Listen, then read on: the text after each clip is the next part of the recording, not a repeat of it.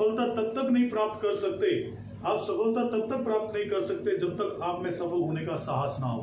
तो इस लाइन के साथ मैं आप सभी का स्वागत करता हूं मेरी ऑनलाइन केमिस्ट्री क्लासेस के अंदर। सो प्लस 2 क्लास आज हम करने जा रहे हैं इंपोर्टेंट क्वेश्चन बोर्ड क्लासेस की। बहुत सारे बच्चों की प्रॉब्लम आई, बहुत सारे बच्चे इंक्वायरी कर रहे हैं, बार बार कमेंट कर रहे हैं, ठीक है सर हमें दिक्कत आ रही है क्वेश्चंस में। कई बच्चे आंसर सेंड कर रहे हैं पर आंसर्स वो परफेक्ट नहीं है। एक चीज बोर्ड क्लासेस में हमेशा याद रखना, बोर्ड क्लास के अंदर जब भी आप आंसर अटेम्प्ट कर रहे हो ना, वो प्रॉपर होने चाहिए। आपको बुक्स के थोड़ा अकॉर्डिंग चलना पड़ेगा। आप आंसर्स लिख रहे हो पर इतने प्रॉपरली वो रिफ्लेक्ट नहीं कर रहे कि आपको आंसर्स में मार्क्स मिले। बोर्ड क्लासेस में आंसर्स की जाती है जब पेपर चेकिंग होता है, वो आंसर की आपकी कहीं ना कहीं आंसर में मैच होनी चाहिए, आपकी क्रिएटिविटी में मैच होनी चाहिए। अगर वो आंसर की नहीं होगी तो वो प्रॉब्लम आपको आएगी, आपको मार्क्स नहीं मिलेंगे। आप पेपर फुली अटेम्प्ट करके आए हो पर आपको क्रेडिट उसका कुछ भी नहीं मिला, मार्क्स डिडक्ट होते चले जाएंगे। तो बेटर क्या है कि जो आंसर्स आपको सेंड किए जा रहे हैं प्लीज उन्हीं पे फोकस किया जाए, उन्हीं वर्डिंग को याद किया जाए। आप कह सकते हो सर क्रैमिंग करनी पड़ेगी, थोड़ी सी क्रैमिंग और थोड़ा सा समझदारी से काम चलोगे तो काम बन जाएगा। बोर्ड क्लास के अंदर 2 वे होते हैं बोर्ड क्लास में मार्क्स लेने के लिए। फर्स्ट वे कि आप बहुत अच्छे से समझ रहे हो, इतने अच्छे से समझ रहे हो कि आप अपना आंसर बहुत अच्छे क्रिएटिव परफेक्ट वे से लिख सकते हो, पर आएगी तो वही लैंग्वेज। सेकंड वे ये होता है कि आपको जो आंसर्स दिए गए हैं आप उनको बहुत अच्छे तरीके से याद कर रहे हो, बार बार उनको क्रैक कर रहे हो, तो इस वे से भी आप मार्क्स को गेन कर सकते हो। अल्टीमेट गोल क्या है? एकेडमिक स्कोर को बिल्डअप करना, साथ में अपनी नॉलेज को बिल्डअप करना। तो अल्टीमेट गोल पे चलते हैं कि फर्स्ट गोल मेरा प्रायोरिटी क्या है, मुझे मार्क्स लेने हैं, एकेडमिक स्कोर को बिल्डअप करना। अगर आपका एकेडमिक स्कोर अच्छा आता है तो कंपटीशन में ये आपकी मदद भी करेगा। अगर कंपटीशन में मार्क्स का आपकी जो मेरिट लिस्ट बनेगी वहां आपकी बहुत हेल्प करेगा। तो बेटर क्या रहेगा कि आप उसी पर्टिकुलर पॉइंट से स्टिक होइए जो आपके पॉइंट पर मैच हो रहा है। ओके, तो आज जो क्वेश्चन ये आपसे डिस्कस हो रहा है प्रीवियस ईयर्स में आए हुए क्वेश्चंस हैं, तो ये डिस्कस करेंगे और आप इनको अच्छे से तैयार करोगे।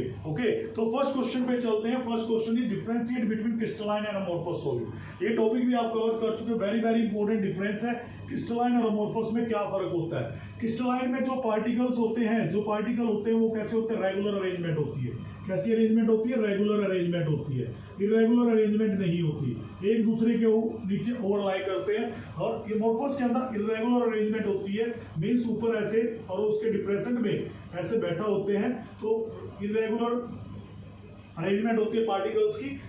इनका जो मेल्टिंग पॉइंट होता है बड़ा साफ मेल्टिंग पॉइंट होता है, क्योंकि रेगुलर अरेंजमेंट है। और इनका मेल्टिंग पॉइंट क्या होता है? डू नॉट हैव साफ melting point, anisotropic in nature, isotropic in nature, physical and chemical property very with direction, same in all direction. कहने का मतलब क्या है, जो अमोर्फस है वो इरेगुलर अरेंजमेंट की वजह से जो उनका मेल्टिंग पॉइंट और बॉइलिंग पॉइंट है वो कैसा रहता है? इरेगुलर अरेंजमेंट की वजह से साफ नहीं रहता, मतलब इतना जल्दी वो मेल्ट नहीं होते, इतना जल्दी बॉइल नहीं करते। जबकि इनकी रेगुलर अरेंजमेंट की वजह से इनको टेम्परेचर बराबर मिलता है, तो इनका जो मेल्टिंग पॉइंट और बॉइलिंग पॉइंट है वो क्या करता है? इंक्रीज मतलब डिक्रीज करता है, बड़े जल्दी मेल्ट हो जाते हैं, बड़े जल्दी बॉइल हो जाते हैं। ये एनिसोट्रोपिक इन नेचर है, कहने का मतलब जो फिजिकल प्रॉपर्टी है वो वेरी करती है, रिफ्रैक्टिव इंडेक्स वेरी करता है इन ऑल डायरेक्शन, पर यहाँ पे कहता है सेम रहेगा in all direction. Okay, second question दिया, what is the coordination number. Coordination number का मतलब क्या होता है? Adjacent neighboring atom, adjacent neighboring atom और each of the ion in rock salt. ये भी करवा चुका हूं आपको। रॉक सोल्ट क्या होता है? रॉक सोल्ट होता है आपका, अगर हम बात करें रॉक सोल्ट क्या होता है, रॉक सोल्ट होता है हमारा NaCl। अगर NaCl का सीजियम क्लोराइड, ये सारे मैंने आपको टेबल बना के दी थी, अगर आपको याद हो पहले का तो 1 मार्कर में क्वेश्चन पूछा जा सकता है। तो इनका कोऑर्डिनेशन नंबर क्या होता है? 6:6, यानी 6 सोडियम एटम, यानी 1 sodium atom is surrounded by 6 chlorine atom and 1 chlorine atom is surrounded by 6 sodium ions. तो कहने का मतलब इनका कोऑर्डिनेशन नंबर कितना बनता है? 6/6। तो इनको नोट कर लीजिए एक बार, फिर हम चलते हैं नेक्स्ट क्वेश्चन पे। इनकी आपको सेल्फी लेनी है, कुछ भी लेना है या नोट करना है, आप इसको पोज करके लिख लीजिए। मैं अगले टॉपिक पे क्वेश्चन पे चलते हैं। तो आप सभी ने पिछले जो क्वेश्चन है वो नोट कर लिए होंगे। चलते हैं नेक्स्ट क्वेश्चन पे। Why is glass considered as supercool liquid? Supercool liquid भी बोलते हैं, स्यूडो सॉलिड भी बोलते हैं इसको। क्या बोलते हैं? स्यूडो। तो ग्लास क्या है? अमोर्फस सॉलिड है, इरेगुलर अरेंजमेंट है। ग्लास के पास वही प्रॉपर्टी है जो एक लिक्विड की होती है। ग्लास बड़ा स्लोली ठीक है क्या करता है? फ्लो करता है, ठीक है, बहुत ही स्लो फ्लो करता है। तो जो विंडो पेन देखी होंगी आपने ओल्ड बिल्डिंग्स की, जो विंडो पेन होती है, इनमें जो ग्लास होता है ना, वो नीचे की तरफ क्या होता है? थिक होता है, क्योंकि वो धीरे धीरे फ्लो करता है, बीच में क्या हो जाता है? पतला हो जाता है। तो जैसे ही हवा आ जाती है वो एकदम ब्रेक हो जाता है। आप टच करते हो तो एकदम ब्रेक हो जाता है, डर के भाग जाते, भूत आ गया, ऐसा कुछ भी नहीं हो। क्योंकि ग्लास क्या एक सुपर कूल लिक्विड है या सीडो सॉलिड कहा जाता है, क्योंकि उसके पास टेंडेंसी है to flow very slowly like a liquid, ठीक है, due to its amorphous nature, okay, irregular arrangement. Next question है explain the following property with one example each, ठीक है। तो इसमें बहुत सारे क्वेश्चन पूछे जाते हैं मैग्नेटिज्म के ऊपर, डायमैग्नेटिक पूछ सकता है, पैरामैग्नेटिक पूछ सकता है, फेरीमैग्नेटिक पूछ सकता है, फेरोमैग्नेटिज्म पूछ सकता है, एंटी फेरो पूछ सकता है। तो मैंने पहले कहा ये जो टॉपिक है वेरी वेरी इंपॉर्टेंट टॉपिक है, उन्हीं के क्वेश्चन मैं आपको करवा दूँ।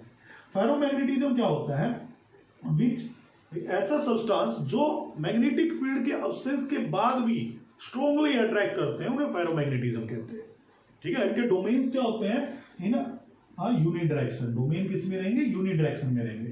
एग्जांपल फेरो से ही क्लियर है, एफई, ओके, एफई हो गया, निकल हो गया, एटसेट्रा, ओके। दूसरी बात करें, उसने एक एग्जांपल मांगा हमसे पैरामैग्नेटिज्म। पैरामैग्नेटिज्म ऐसे सब्सटेंस है जो मैग्नेटिक फील्ड की अब्सेंस में कोई मैग्नेटिज्म शो नहीं करते, इनके पास अनपेयर्ड इलेक्ट्रॉन होते हैं, पर जैसे मैग्नेटिक फील्ड आएगा ये वीकली अट्रैक्ट करते हैं। कैसे करते हैं, वीकली अट्रैक्ट करते हैं, वो डेफिनेशन में आपको लिखवा चुका हूं। Example copper 2 positive, Fe3 positive, O2 etc. All these are the example of paramagnetism. तो इनकी स्नैपशॉट ले लीजिए और चलते हैं फिर नेक्स्ट क्वेश्चन पे। तो आप सभी ने स्नैपशॉट ले लिया होगा, चलते हैं जरा पांचवें क्वेश्चन पे। एक एक क्वेश्चन समझा रहा हूं आपको। बेसिकली कुछ क्वेश्चन एनसीईआरटी है, एनसीईआरटी आप एक बार रिवाइज करना, फिर भी अगर आपको दिक्कत आती है तो हम उसकी वीडियो बना के भी आपको भेज देंगे। पर द थिंग इज दैट आपको बेसिकली करना क्या, जितने क्वेश्चन आपको समझा रहे हैं इनको अच्छे से तैयार करना है। एक क्वेश्चन के जरिए आपने और क्वेश्चंस भी ट्राई करने हैं, मैं एक पार्ट आपको समझा रहा हूँ, ठीक है। कुछ क्वेश्चंस भी दूंगा आपको जो वेरी इंपॉर्टेंट टॉपिक्स हैं, वो आपको भेज दिए जाएंगे और वो अच्छे से तैयार करने हैं। तो क्वेश्चन पे चलते हैं। न्यूमेरिकल है, आयरन हैज अ बीसीसी। ऐसे न्यूमेरिकल ना बड़े जो लुभाते हैं, 1 मिनट में आंसर में माइंड में आया और बिना कैलकुलेशन के आंसर मेरे माइंड में है, जरा वो देखिए कैसा न्यूमेरिकल है। Iron has BCC unit cell with cell edge length. Cell edge length देखिए, सबसे पहले तो हमें क्या छापना है, गिवन। क्या छापना होता है, गिवन। गिवन में मुझे ए दे रखा है, ए कितना दे रखा है 286.65 पिकोमीटर। तो मैं इसको सेंटीमीटर में कन्वर्ट कर लेता हूँ। तो 65 मल्टीप्लाई 10 की पावर -10 सेंटीमीटर। वो आपको सिखाया हो 1 पिकोमीटर कितने के बराबर होता है, 10 की पावर -10 सेंटीमीटर इक्वल टू 10 की पावर -12 मीटर। ये आपको याद होगा, ओके। नहीं याद हो तो आप रिवाइज कर लीजिए। फिर कह रहे हैं डेंसिटी दे रखी है हमें डी। डी कितनी है, 7.87 ग्राम पर क्यूबिक सेंटीमीटर, ये दे रखा है, ओके। एम दे रखा है हमें, एम कितना दे रखा है 56, ये भी दे रखा है। और कैलकुलेट क्या करना हमने, एन ने कैलकुलेट करना है। और जेड भी मेरे पास है, जेड कितना है 2 due to its BCC structure. वो टेबल आपको स्टेट बैंक ऑफ फरीदाबाद वाली याद होनी चाहिए, क्योंकि नंबर ऑफ एटम आपके 2 है, अरेंजमेंट वाला नहीं, ठीक है। नंबर ऑफ एटम 2 हो गए। तो फॉर्मूला लगाते हैं। फॉर्मूला क्या बनता है, D is equal to Z multiply M N A into A Q. ये मेरा फॉर्मूला है, ओके। अब कैलकुलेशन देख के बच्चे घबरा जाता है, तो यहाँ कैलकुलेशन घबराने का मन ही नहीं होना चाहिए। हम यहाँ वैल्यू पुट करते हैं, 1 मार्क्स को ये हो गया, 1 मार्क्स ये हो गया, 1 मार्क्स आपको कैलकुलेशन का मिले। तो डी कितना मेरे पास 7.87 इक्वल टू कितना हो गया, Z 2 multiply 56 divided by N A निकालना है, मल्टीप्लाई ए क्यूब कितना 286.65 मल्टीप्लाई 10 की पावर -10 का क्यूब रूट, ओके। अब एन ए को मैं इधर ले आता हूँ, एन ए इधर लाता हूं तो 2 multiply 56 divided by 7.87 multiply 286.65 multiply 10 की पावर -10 का क्यूब रूट, ओके।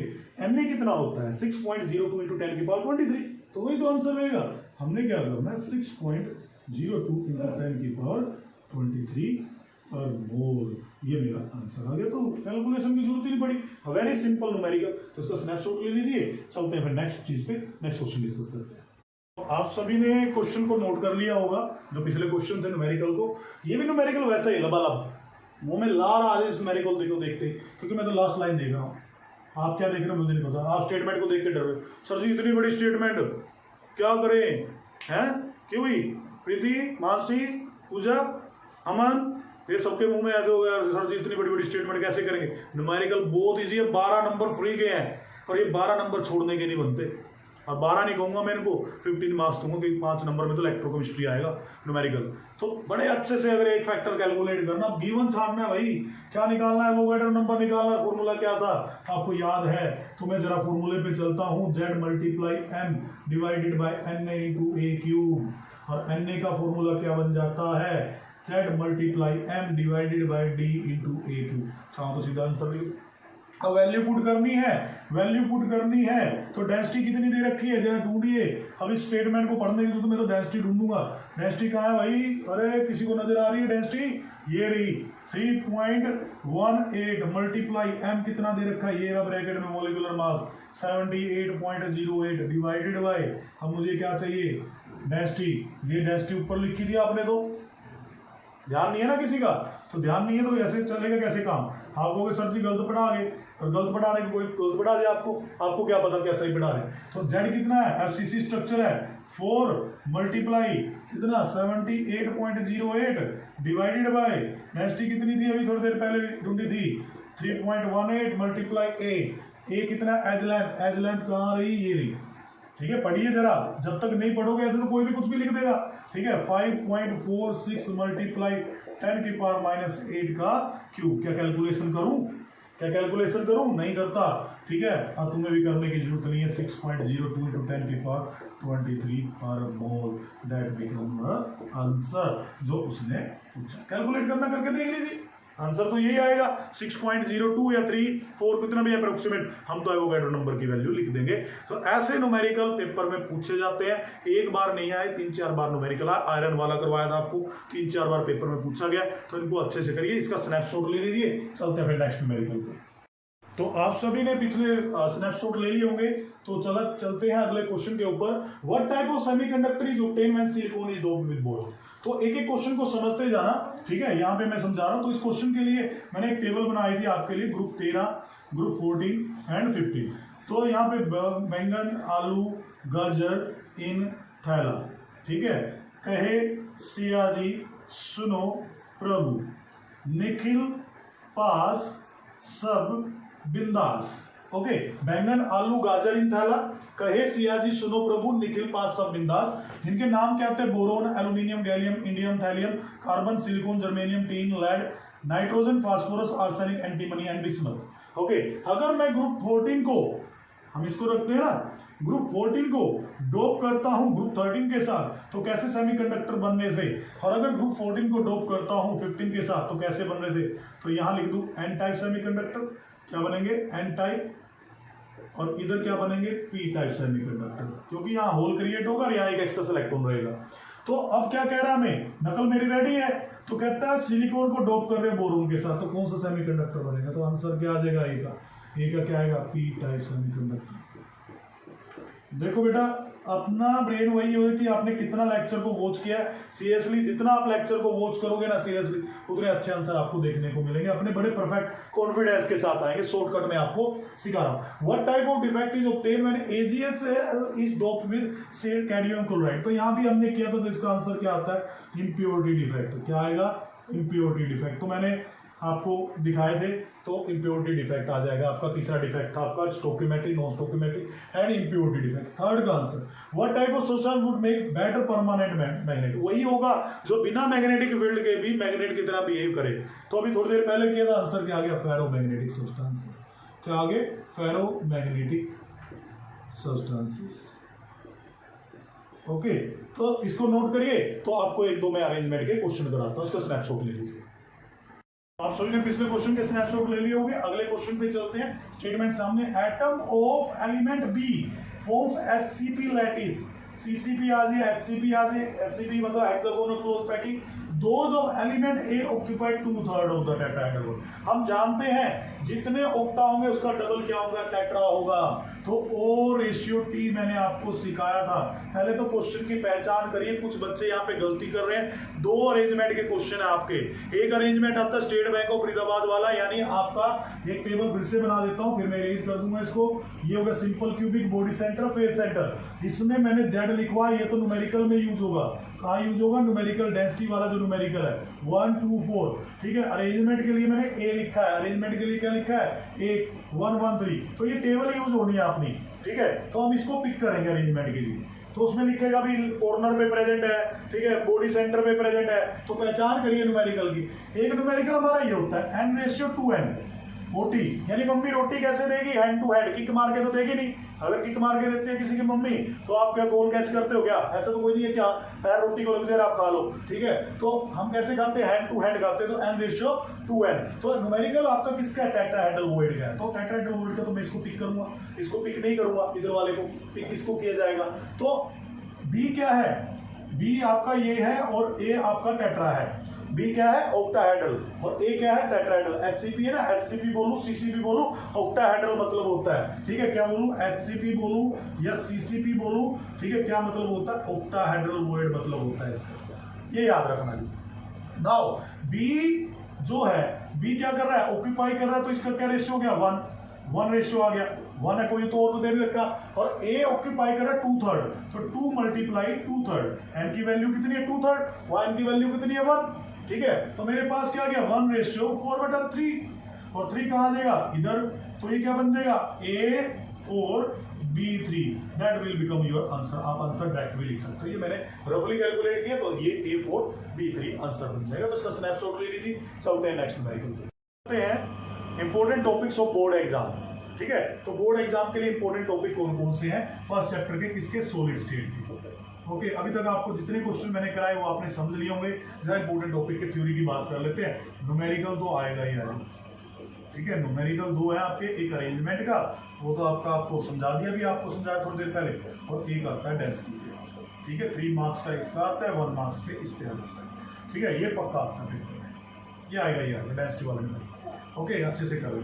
दूसरा टॉपिक थ्योरी पे चलते हैं। देखिए सारी थ्योरी तो मैंने आपको समझा चुका नोट्स के थ्रू, वहां पे आप लेक्चर को वॉच करिए। तो छोटे छोटे टॉपिक है, differentiate between amorphous and crystalline solid. Second, differentiate between Schottky and Frenkel defect. Magnetic property, very important, आजकल इसका ट्रेंड चला हुआ है। एफ सेंटर क्या होता है? फॉरबिडन जोन क्या होता है? 1 मार्कर है ये सब। यूनिट सेल किसे कहते हैं? ठीक है। स्पेस लैटिस क्या होता है? और very very important, packaging efficiency. तीनों भी कर लेना, समझा दी थी आपको, अच्छे से उसको रिवाइज। पैकेजिंग एफिशिएंसी के बाद अगर बात करें, एक और होता है क्यूरी टेम्परेचर। अब आपको सर ये क्या है? हमने तो उसका नाम नहीं सुना। मैरी क्यूरी ने दिया था ये ऐसा तापमान जिसपे कोई भी मैग्नेट अपनी प्रॉपर्टी को लूज कर दे, उसे कहते हैं क्यूरी टेम्परेचर, ठीक है जी। नेक्स्ट है जी, बात चलती है तो कई बार आपसे नंबर ऑफ एटम पूछ लेता है, टेबल याद कर लेना, ठीक है। जेड की वैल्यू पूछ लेता है, और छोटे मोटे क्वेश्चन आ जाते हैं लाइक चले तो कंडक्टिविटी के बारे में पूछ लेता है। और एक और डिफरेंस है आपका, differentiate between insulator and conductor. और एक वेरी वेरी इंपॉर्टेंट टॉपिक बड़े सालों से नहीं आ रहा, पहले आता था 5 नंबर में सीधा direct, semiconductor and its type, N type and P type semiconductor. तो ये सारे टॉपिक मैं आपको करवा चुका हूँ, अच्छे से वीडियोस को वॉच करिए।